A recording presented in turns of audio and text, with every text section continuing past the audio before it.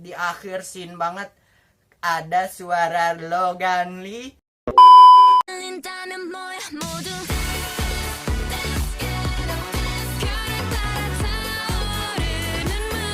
Halo semuanya, kembali lagi bersama gua Rido Pratama. Di video kali ini gua bakal nge-review Penthouse episode 1 season 3.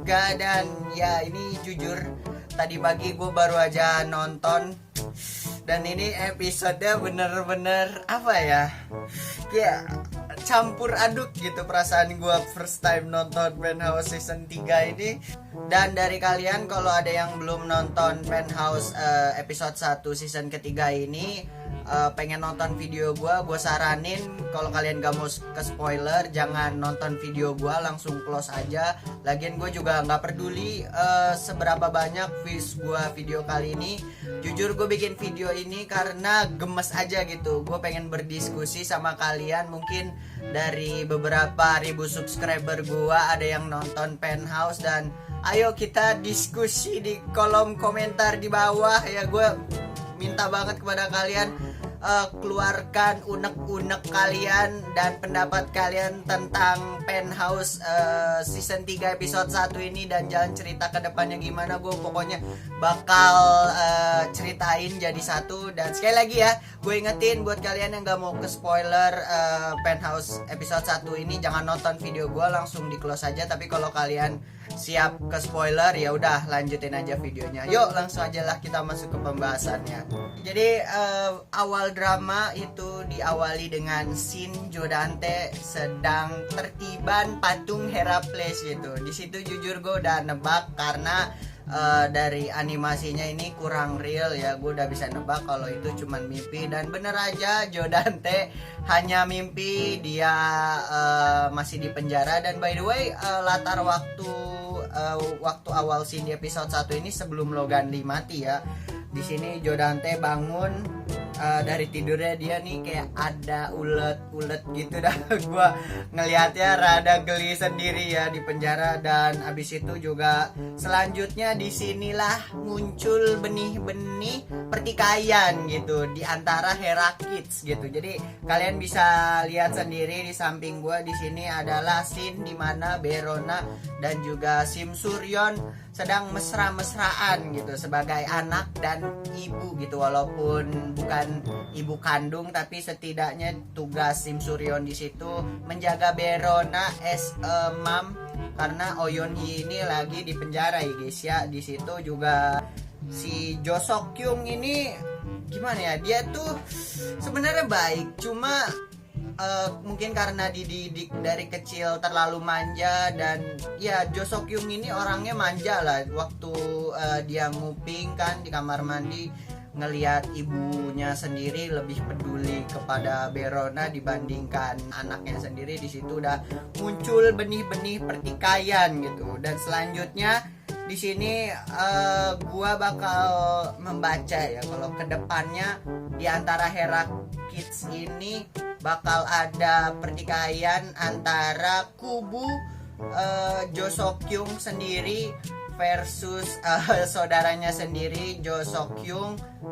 Dan di situ Jo Seok-kyung udah jelas kapal Sukro udah klop berdua tuh, satu kubu. Jadi ada dua kubu, dan satu kubu lagi itu kubunya Jennie dan juga Min Hyuk ya. Di sini gue tegasin ya, mungkin bukan satu kubu ya Min Hyuk sama si Jennie ini, karena gue lihat di spoileran buat episode 2 nanti, pas bapaknya Jennie ketemu Min Hyuk tuh kayak rada kesel gitu. Gue gak paham nih ada masalah apa di antara bapaknya Jennie dan juga Min Hyuk gitu. Jadi kita belum tentu lah Jennie sama Min Hyuk ini satu kubu. Tapi yang jelas Jo Seok-kyung di sini merasa iri sama Berona, dan dia itu udah muncul benih kebencian lagi ya kepada Berona. Karena bisa kalian lihat di episode satunya Jo Seok-kyung itu sangat ingin dimanja oleh kakak dan ibunya, namun kakak dan ibunya lebih peduli kepada Berona ya. Sebenarnya cuman salah tangkep doang ya. Cuman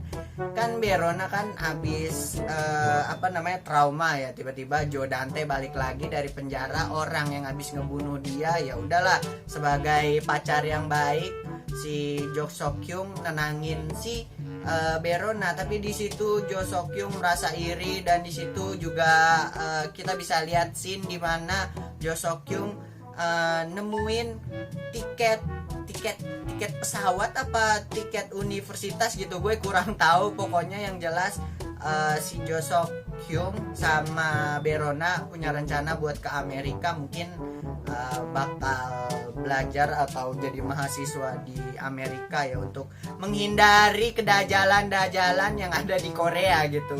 Di situ makin lagi tuh emosinya Jo Seok-kyung ya, bukan Jo Seok-kyung nih, rada belibet juga nih ngomongnya. Selanjutnya di sini juga kita bisa dilihat scene di mana Logan Lee ketemu Jo Dante ya. Ini katanya sih Jo Dante ini sebenarnya ngambil identitas dari orang Jo Dante yang asli gitu. Gimana sih nyeritainnya?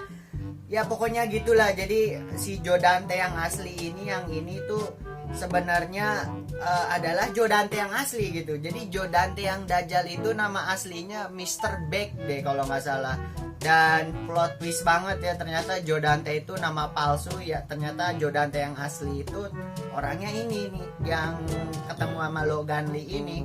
Habis itu scene berpindah ke penjara. Kalian tahulah yang kata Bapak Dokter H dikhianati oleh Kyujin.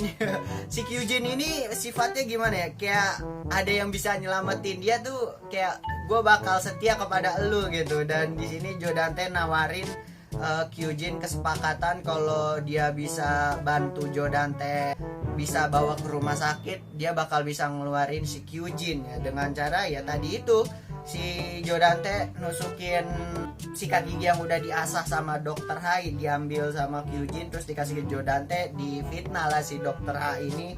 Terus akhirnya Jo Dante tusuk sendiri dan dia sempat ke rumah sakit, dan ternyata di situ dokter yang iniin Jo Dante udah dibayar, dan Jo Dante dapat waktu sekitar 1 jam untuk ngebunuh Logan Lee ya. Dan by the way di situ ya pasti kalian sependapat sama gue gitu. Gue ketika di akhir scene season 2 gue kira Mr. Beck itu gue kira jahat gitu, satu komplotan sama Jo Dante gitu. Tapi ternyata salah dugaan gue. Jadi bom yang asli itu yang didorong sama Jo Dante, bukan tas yang dibawa sama si Jo Dante yang asli gitu. Kampret, bener-bener plot twist ya. Ternyata Jo Dante yang asli itu beneran orang baik, dan dia itu orang yang dikhianatin sama Jo Dante yang udah diambil identitasnya, si Dajjal, real Dajjal itu gitu. Dan gua rasa di sini untuk orang dewasanya bakal ada kubu Sim Suryon, Oh Yeon Hee, dan mungkin sama satu lagi itu Jo Dante yang asli bakal aliansi ke Sim Suryon dan juga Oh Yeon Hee ya. Dan di sini benar-benar gue juga kaget banget, kekayaan Sim Suryon sama Jo Dante benar-benar superior banget ya di season 3 ini. Sim Suryon udah ngebeli Chong A Group, belum ngebeli sih, baru mau mengakuisisi. Terus Giacomo yang perusahaan punya orang tuanya punya dia. Terus abis itu kekayaan si Dajjal Jo Dante palsu inian udah di tangannya dia, tapi udah mau diambil lagi sama Jo Dante yang palsu. Ini benar-benar superior ya. Terus Logan Lee juga ternyata gue kaget banget jujur, Logan Lee itu punya bangsol gelo. Bayangin punya bank sebanyak apa itu duitnya Logan Lee ya guys ya.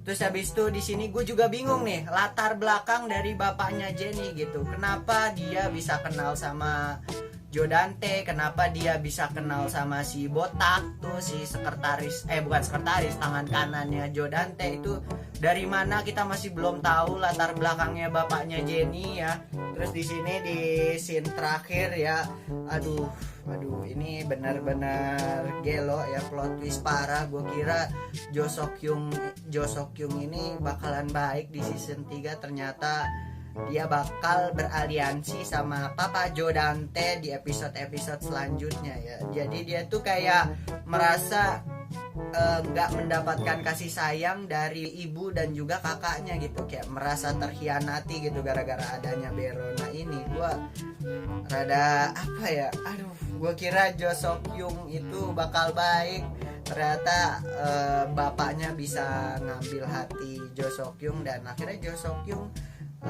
kalau dilihat dari preview episode 2 bakal beraliansi ya ke Jo Dante yang Dajjal, bukan Jo Dante yang asli. Dan di episode selanjutnya buat preview ya, di akhir scene ya di episode 1 si siapa Chon Sojin, si Dajjal cewek, dia berhasil ditangkap sama Sim Suryon sama Oh Yeon Hee ya. Di situ Sim Suryon sama Oh Yeon Hee curiga sama Chon Sojin kenapa bisa bebas dari penjara dengan cepat sebelum masa tahanannya berakhir. Terus di situ juga Sim Suryon sama Oh Yeon Hee kayak tahu banget gitu, kayak udah sure, udah yakin banget Chon Sojin bantu Jo Dante buat ngebunuh Logan Lee.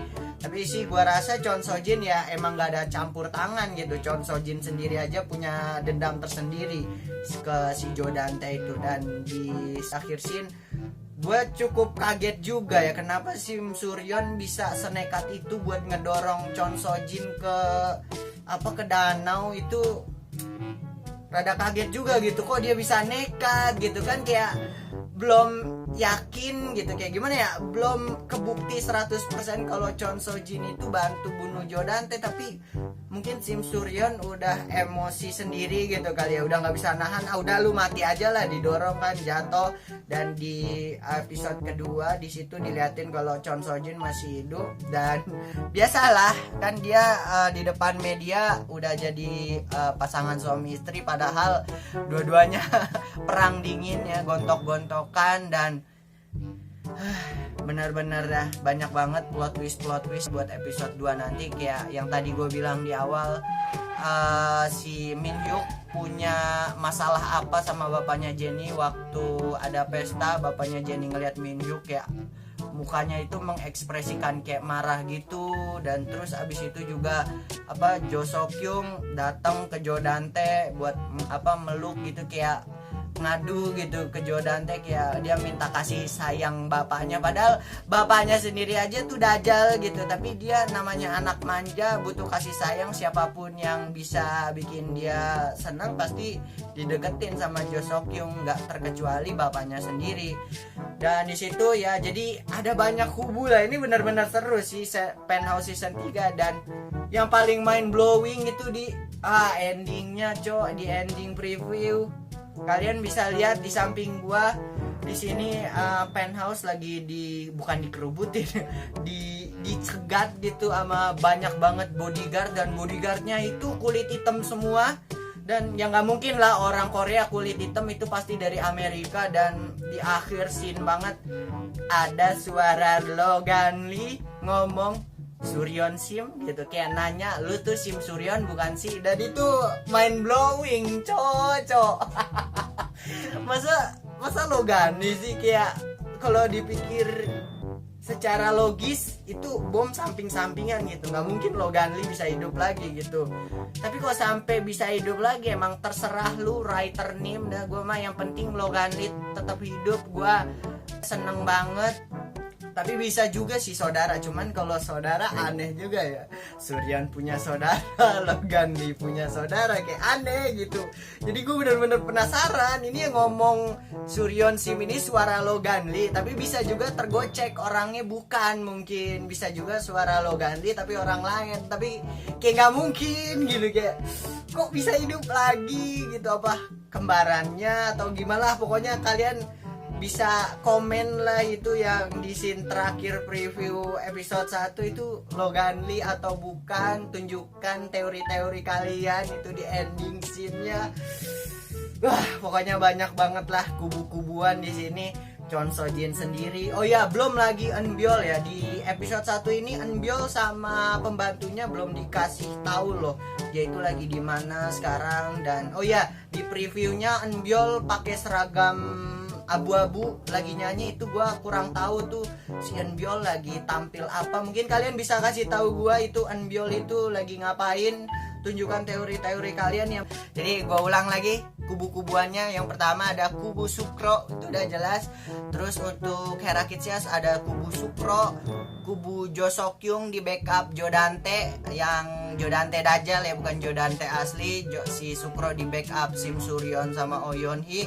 Terus habis itu kubu Min Hyuk dan kubu Jennie mungkin itu sendiri-sendiri, jadi 4 kubu ya. Kalau untuk orang dewasanya, kalau gue lihat dari previewnya di sini Dr. Ha Kyujin sama siapa tuh Jodante Dajjal bakal kayak season 1 lagi, balik lagi ngumpul lagi buat ngambil kekayaan lagi ya dari informasi-informasi yang dia dapetin dari orang lapangan. Dan ya bakal kerja sama lagi, tapi gue yakin pasti nanti di akhir-akhir kepecah lagi. Dan di sini yang paling gue penasaran apa sangkut paut dan latar belakangnya dari bapaknya Jennie ini masih bener-bener belum jelas banget. Jadi ya gue sangat penasaran banget buat menunggu episode kedepannya. So mungkin segitu aja dulu video gue untuk kali ini. Tetap stay tune di channel gue. See you in the next video. Jangan lupa subscribe. Bye bye. 야 없어. 아빠는 엄마는 외계인의 그 과자가 있잖아요. 그게 봉봉 프레첼이래. 프레첼이래 그게.